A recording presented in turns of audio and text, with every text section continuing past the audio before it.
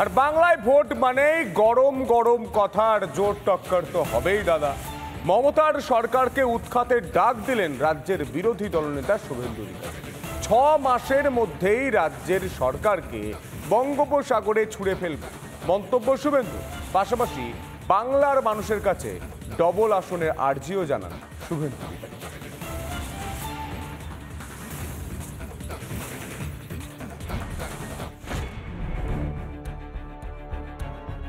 ধরবেন না ঝাঁটা, মদশ্রী মুখ্যমন্ত্রী আপনাদেরকে 21,000 মদের দোকান দিয়েছে। একে আরো ভোট দেবেন? হ্যাঁ, এটা বিধানসভার ভোট নয়, কিন্তু এই রাজ্যে 18টাকে যদি ডবল করে দেন 6 মাসের মধ্যে এই সরকারটাকে বঙ্গোপসাগরে ফেলার কাজ আপনাদের বিরোধী দলনেতা করবে।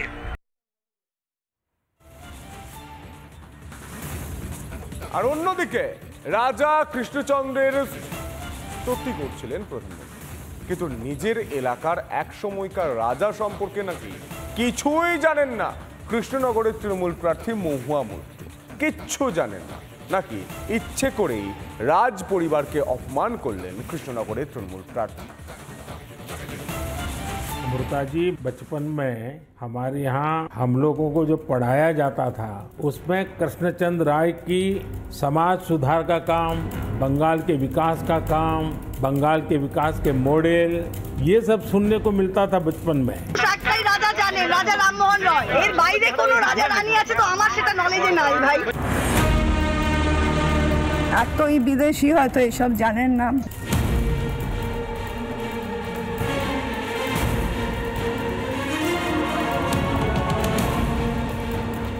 লোকসভা ভোটের মুখে কৃষ্ণনগরে আলোচনার কেন্দ্রবিন্দুতে রাজা কৃষ্ণচন্দ্র। প্রায় 350 বছরের ইতিহাস নিয়ে নাড়াঘাটা। কৃষ্ণনগরে বিজেপি এবার প্রার্থী করেছে রাজমাতা অমৃতা রায়কে।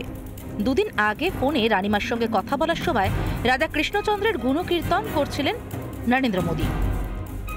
अमृता जी, बचपन में हमारे यहाँ हम लोगों को जो पढ़ाया जाता था उसमें कृष्णचंद्र राय की समाज सुधार का काम, बंगाल के विकास का काम, बंगाल के विकास के मॉडल, ये सब सुनने को मिलता था बचपन में। এই কথোপকথন সামনে আসার পরে ভোটের বাজারে নতুন মোড় নিয়েছে রাজ্য রাজনীতি। কৃষ্ণচন্দ্রের ভূমিকা উল্লেখ করে দেশের প্রধানমন্ত্রী যখন উচ্ছ্বসিত, তখন কৃষ্ণনগরেরই তৃণমূল প্রার্থী অবলীলায় বলে দিলেন তিনি নাকি নামই শোনেননি কৃষ্ণচন্দ্রের। বাংলার মানুষ একটাই রাজা জানেন, রাজা রামমোহন রয়, হ্যাঁ কি না? একটাই রানী জানেন, রানী রাসমণি, হ্যাঁ কি না?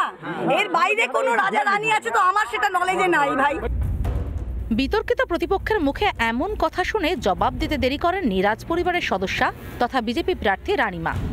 এটা বাঙালির পক্ষে লজ্জার ব্যাপার এবং সবথেকে মানে ভীষণ একটা বাজে ব্যাপার যে উনি সংসদ হয়েছেন এবং কৃষ্ণনগরের প্রার্থী হয়েছেন, তা সত্ত্বেও কৃষ্ণনগরের ইতিহাস জানেন না।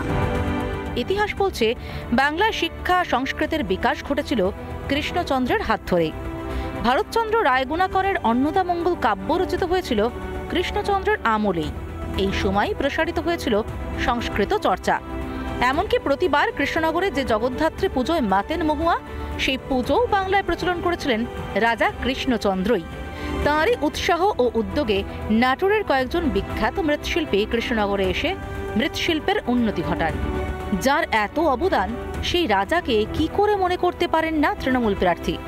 নাকি ইচ্ছে করেই বাংলার সংস্কৃতিকে অপমান করলেন মহুয়া মৈত্র? তনয়া ঘোষ ও পলাশকান্তি মণ্ডলের রিপোর্ট, রিপাবলিক বাংলা। অন্যদিকে নিজের দল সম্পর্কেই বিস্ফোরক মন্তব্য বাঁকুড়ার তৃণমূল প্রার্থী অরূপ চক্রবর্তী। স্বীকার করলেন দল মুমূর্ষ, যা শুনে খোঁচা দিতে ছাড়েনি বিজেপি। আমি দলের এই মুমূর্ষু অবস্থায়, এই কঠিন অবস্থায় কোনো কর্মীকে বিভাজন হতে দেব না। দরকার হলে পায়ে ধরে নেব, ভোটটা করুন।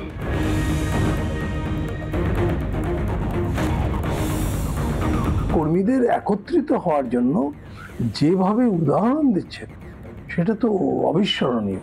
প্রতিপক্ষ বোধহয় আগেই হার মেনে নিচ্ছে নাকি?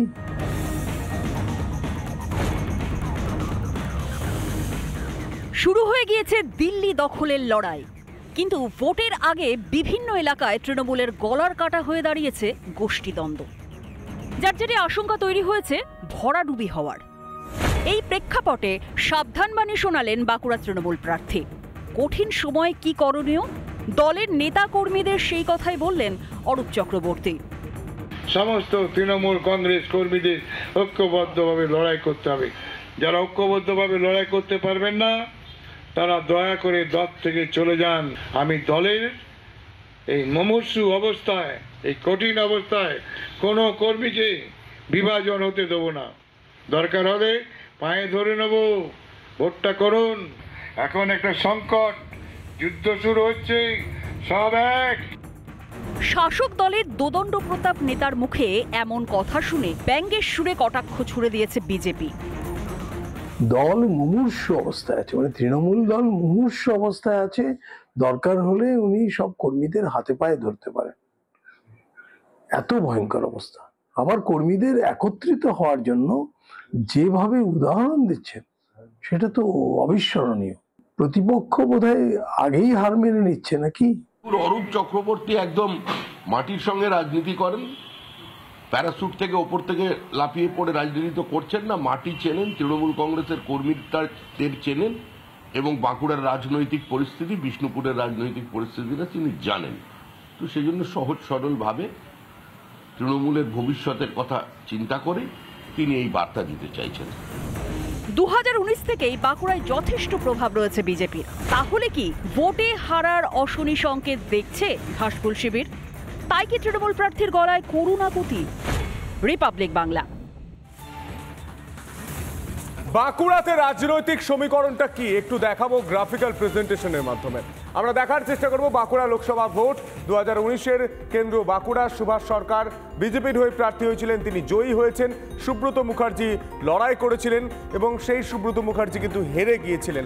এবং এই মুহূর্তে বাঁকুড়ার 2019-এর যে ভোট, সেই ভোটে দেখতে পাচ্ছেন জয়ের ব্যবধান ছিল 1,74,333 ভোট, অর্থাৎ 1,74,333 ভোটে জয়লাভ করেছিল বিজেপি প্রার্থী সুভাষ সরকার।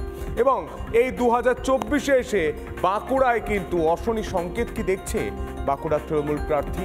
এই 2019-এর তথ্য তা দেখেই কিন্তু সংকেত দিচ্ছে। বাঁকুড়া তৃণমূল প্রার্থী বলছেন মুমূর্ষু অবস্থা দলের। 2021-এর বিধানসভা ভিত্তিক যদি ফলাফল হয় 7টা আসন, বিজেপি 4টেতে এগিয়ে, তৃণমূল 3টেতে এগিয়ে, কিন্তু জোর টক্কর হওয়ার কথা।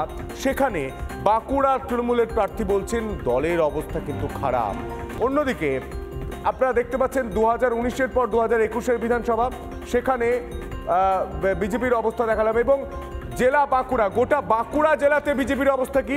বাঁকুড়া জেলাতে বিজেপি জয়ী রয়েছে 8টি আসনে, তৃণমূল জয়ী রয়েছে 4টি আসনে, অর্থাৎ বাঁকুড়ায় শাসক দলের ঘাঁটি কিন্তু নেই। ঘাঁটি কিন্তু আস্তে আস্তে আলগা হচ্ছে, সেই ছবি উঠে আসছে। কারণ বিজেপি যেখানে 8টি বিধানসভা নিজের কাছে রেখেছে, সেখানে মাত্র 4টি রাখতে পেরেছে তৃণমূল। এই ছবি উঠে আসছে 2021-এর বিধানসভা ভোটের।